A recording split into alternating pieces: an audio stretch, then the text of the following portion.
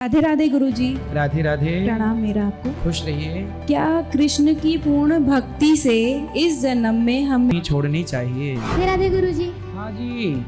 गुरुजी मेरा ये सवाल है, जैसे हम मंदिरों में जाते हैं, जाते समय तो घंटी बजा देते हैं, आते समय मना करते हैं कि जैसे घंटी नहीं बजानी चाहिए। वृंदावन में तो मंदिरों में घंटी है ही नहीं। घंटी गरुण जी का स्वरूप मानी जाती है। गरुण जी जब चलते हैं तो उनके पंखों से वेद की ध्वनि निकलती है। तो घंटी बजाना मतलब भगवान को वेद मंत्र सुनाना, इसलिए घंटी बजाओ। तो आते भी बजा सकते हैं, जाते भी, कोई बुराई नहीं। नहीं, ऐसे कहते हैं जैसे जाते समय बजाते हैं, जैसे घर जाना होता है जब बजा के जाते हैं, मनोकामना पूरी नहीं होती, ऐसे कहते हैं। अरे मनोकामनाएं तो पूरी हो ही जाएंगी। भगवान से भी मनोकामनाएं पूरी क्यों करानी है? कामनाएं लेके जाना ही क्यों है मंदिर? कभी बिना कामना के भी मंदिर जाया करो।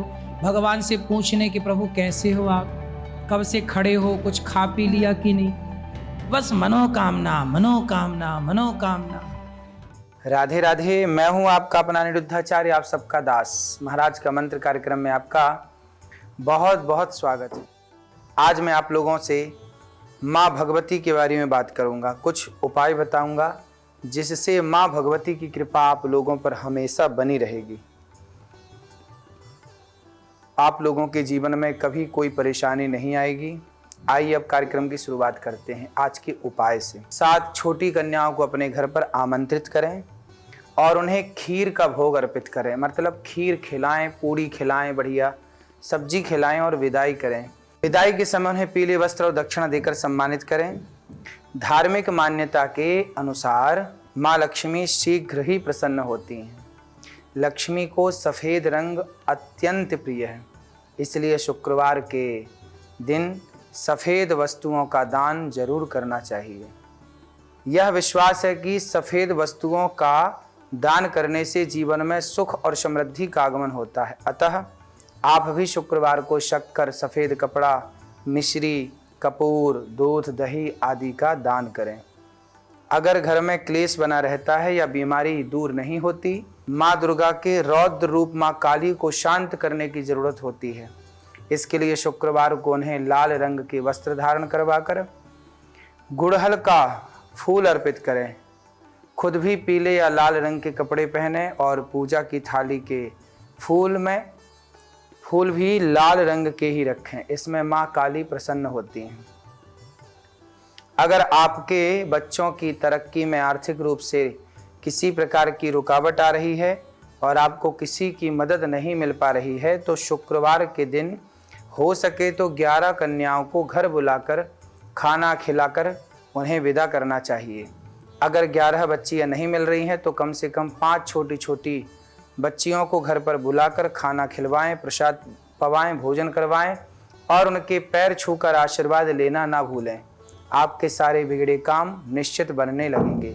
बेहतर पोजीशन पर देखना चाहते हैं तो इसके लिए शुक्रवार के दिन देवी लक्ष्मी को केसर का तिलक लगाएं। साथ ही दूध चावल की खीर बनाकर उससे देवी माँ को भोग लगाएं।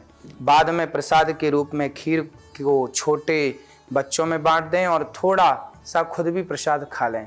बात करेंगे भविष्य की। आपके मन को शांत रखने के लिए गोमती चक्र का इस्तेमाल करें। गोमती नदी में मिलने वाला गोमती चक्र बहुत कमाल का होता है। ये पत्थर कई तरह के उपाय में इस्तेमाल होता है। इन पत्थरों में इतनी ताकत है कि अगर आप इनका इस्तेमाल सही से करें तो आपकी दरिद्रता, गरीबी दूर हो जाएगी। मानसिक शांति प्राप्त करने के लिए लगभग 10 गोमती चक्र लेकर रात को पानी में डाल देना चाहिए। सुबह उस पानी को प्रवाहित कर दें और कुछ अपने ऊपर छिड़क लीजिए, आपको फायदा होगा। धन लाभ के लिए 11 गोमती चक्र अपने पूजा स्थान में रखना चाहिए और उनके सामने ओम श्री नमः का जाप करना चाहिए। इससे आप जो भी काम करेंगे उसमें आपका मन लगेगा और सफलता जरूर मिलेगी। किसी भी काम को उत्साह के साथ करने की प्रेरणा मिलेगी। गोमती चक्रों को अगर चांदी या किसी दूसरे मेटल की डिब्बी में सिंदूर या अक्षत डालकर रखें तो ये जल्दी ही फल देते हैं। होली, दिवाली और नवरात्रों पर गोमती चक्रों की विशेष पूजा होती है। सर्व सिद्धि योग, अमृत योग और रवि पुष्य योग आदि विभिन्न मुहूर्तों पर गोमती चक्र की पूजा बहुत फलदायी होती है। धन लाभ के लिए 11 गोमती चक्र अपने पूजा स्थान में रखें और उनके सामने ओम श्री नमः का जाप करें। बात करेंगे आज के पंचांग की। आज 3 जनवरी है, दिन शुक्रवार है और चतुर्थी तिथि है। आज नक्षत्र धनिष्ठा और वज्र योग है। आज विनायक चतुर्थी है। बात करेंगे आज के विषय की। माँ भगवती की कृपा कैसे मिलेगी? नए साल को बेहतर बनाने के लिए माँ भगवती की कृपा बहुत जरूरी होती है। अगर माँ दुर्गा आप पर प्रसन्न हो जाएंगी तो आपके जीवन में धन धान्य सुख समृद्धि और वैभव की कभी कमी नहीं होगी। शुक्रवार का दिन धार्मिक परंपराओं के अनुसार माँ लक्ष्मी की आराधना के लिए विशेष रूप से समर्पित होता है।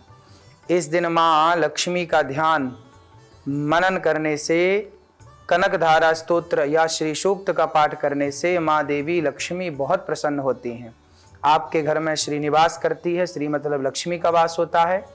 उनकी कृपा से परिवार में सुख और शांति का वास होता है, जिससे आप प्रसन्न रहेंगे और समृद्धि का अनुभव करेंगे। आपके धन में धान्य में वृद्धि होगी और बरकत निश्चित होगी।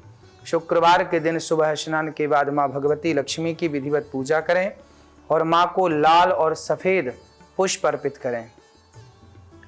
उनकी प्रतिमा के सामने देसी घी का दीपक जलाकर सफेद चंदन का तिलक और लाल फूल अर्पित करना चाहिए। लगातार 21 शुक्रवार को यह उपाय करने से घर की गरीबी दूर हो जाती है और इंसान सुखपूर्वक जीवन व्यतीत करता है।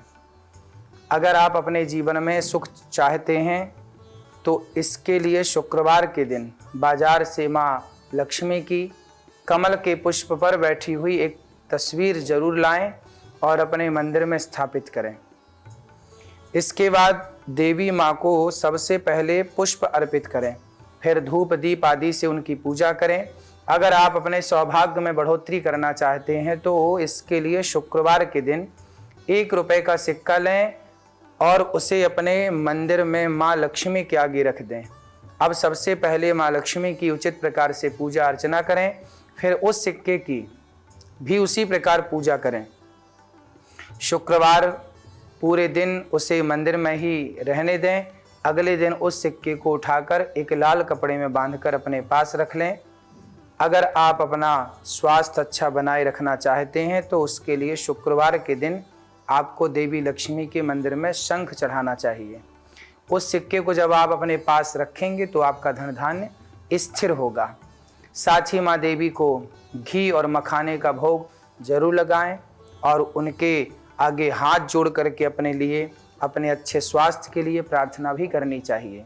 अगर आप अपनी धन संपदा को बढ़ाना चाहते हैं तो इसके लिए शुक्रवार के दिन एक छोटा सा मिट्टी का कलश लें और उसे चावल से भर दें। चावल के ऊपर 1 रुपए का सिक्का और एक हल्दी की गांठ रखें। अब उस पर ढक्कन लगाकर माँ लक्ष्मी का आशीर्वाद लें। उसे किसी मंदिर के पुजारी को दान कर दें। आज के दिन गणेश जी का भी पूजन कर सकते हैं। गणेश जी का पूजन सबसे शुभ माना जाता है। कहा जाता है कि गणेश जी विघ्नहर्ता हैं। गणेश जी चूहे पर सवार हैं। गणेश जी चूहे पर सवार होकर के हमें यह मैसेज देते हैं कि गणेश जी बुद्धि के प्रतीक हैं और वह चूहे पर सवार होते हैं। अर्थात गणेश जी बुद्धिमान तो हैं पर चूहा तर्क का प्रतीक है, इसलिए बुद्धि हमेशा तर्क पर सवार होती है। गणेश जी बुद्धि के देवता हैं। जिस दिन आप बुद्धिमान होंगे तो रिद्धि और सिद्धि आपको प्राप्त होंगी। जो बुद्धिमान होता है वही सिद्धि को प्राप्त करता है। गणेश जी और लक्ष्मी जी इनकी पूजा होती है। तो लक्ष्मी जी गणेश जी के साथ रहती हैं और जैसे दीपावली में हम लोग जानते हैं कि लक्ष्मी गणेश की पूजा होती है। लक्ष्मी हमेशा, गणेश मतलब बुद्धि, लक्ष्मी माता हमेशा वहीं रहती हैं जो बुद्धिमान होता है। यदि गणेश जी की आप पूजा कर रहे हैं तो सीखना यह है कि गणेश जी की तरह बुद्धिमान होना है और जो बुद्धिमान है लक्ष्मी जी उन्हीं के पास हैं। आज देख लीजिए दुनिया में झांक करके कि जो बुद्धिमान हैं उन्हीं के पास लक्ष्मी है, वही आज सुखी हैं। वही आज आनंद से जीवन जी रहे हैं, और जिनके पास बुद्धि नहीं है, अक्ल नहीं है, वो बेरोजगारी का गाना गा रहे हैं, परेशान हैं। इसलिए अपनी बुद्धि को विकसित करें, बुद्धिमान बने। और बुद्धिमान का मतलब है हुनर। आपके हाथों में हुनर होना चाहिए। आप खुद स्वावलंबी बने, सेल्फ डिपेंड बने, आत्मनिर्भर बने। जो व्यक्ति खुद से मेहनत करता है, अपना पसीना बहाता है, अपनी बुद्धि को लगाता है, लक्ष्मी माता उसका साथ जरूर देती हैं। लक्ष्मी माता उसका साथ कभी नहीं देती जो पड़ा पड़ा खाना चाहता है, जो कुछ करना नहीं चाहता। इसलिए कुछ करके आगे बढ़ेंगे तो लक्ष्मी भी आपका साथ जरूर देंगी। माँ लक्ष्मी जी सदा भगवान नारायण के चरणों में विराजती हैं, सदा चरण दबाती हैं। जो बेटा अपने माँ बाप के चरण दबाता है ना, वो बेटा लक्ष्मी पुत्र जरूर बनता है, वह लक्ष्मी को जरूर पाता है। जो बहू अपने सास ससुर के पांव दबाती हैं, उसके जीवन में, उसके परिवार में बरकत जरूर होती है।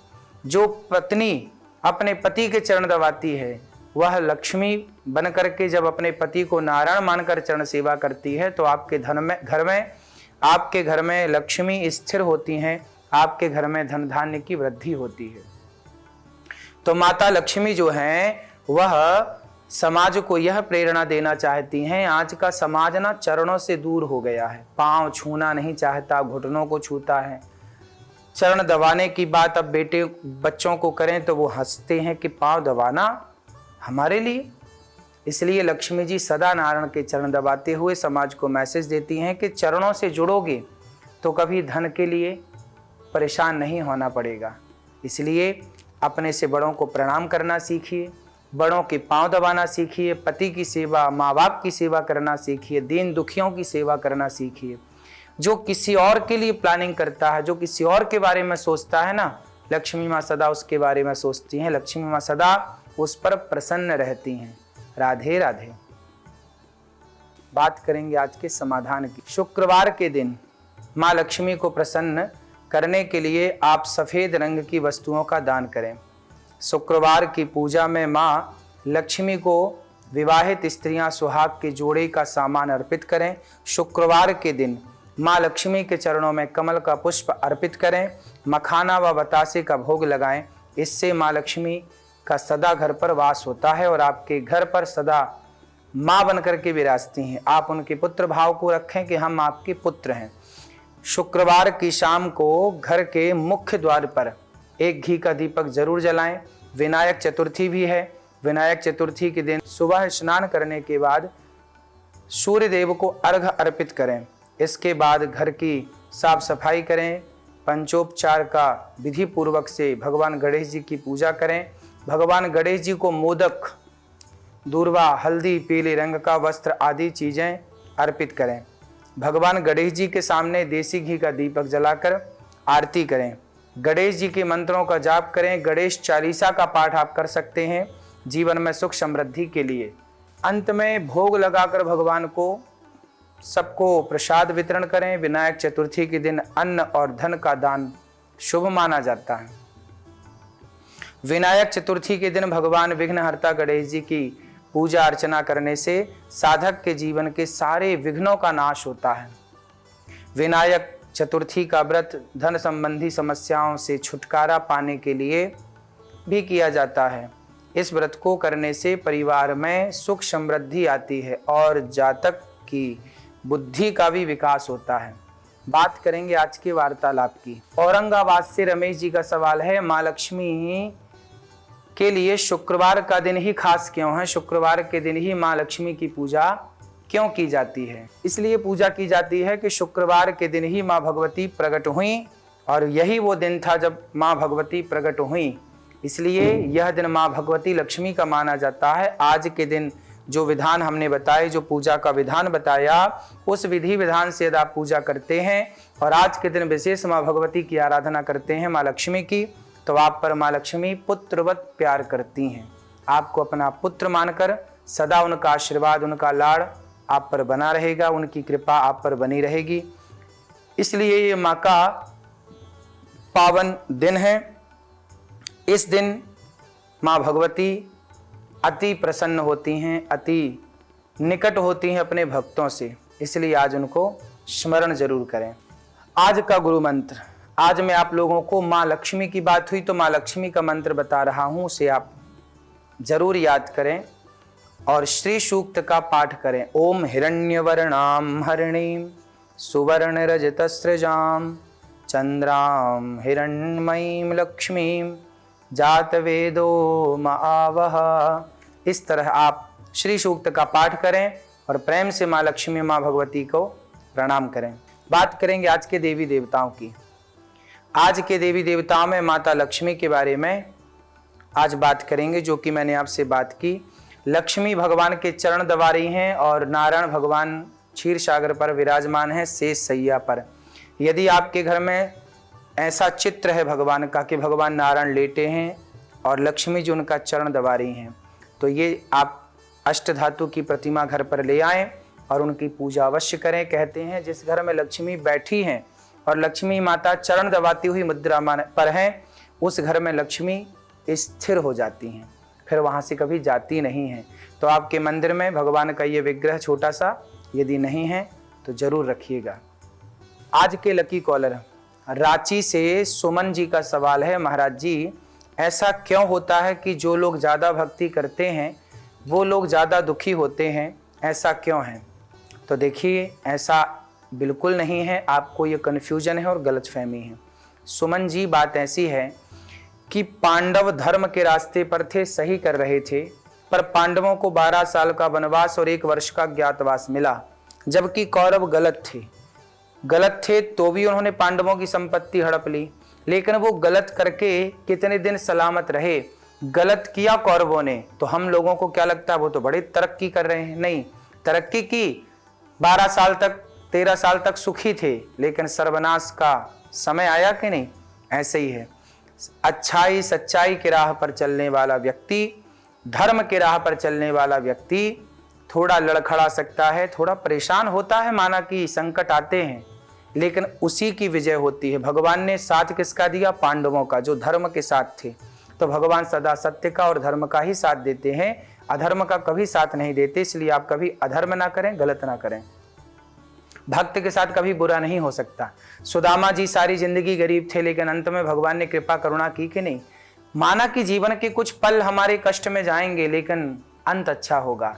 पाप करने वाले का पहला शुरू का दौर अच्छा गुजरता है, पाप करने वाले का अंत बुरा होता है, जबकि भक्त का शुरुआती दौर कठिन होता है पर अंत अच्छा होता है। और कहते हैं ना, अंत भला तो सब भला। तो अंत को भला बनाना है तो धर्म पर चलिए, और अंत को बुरा करना है तो पाप पर चलिए।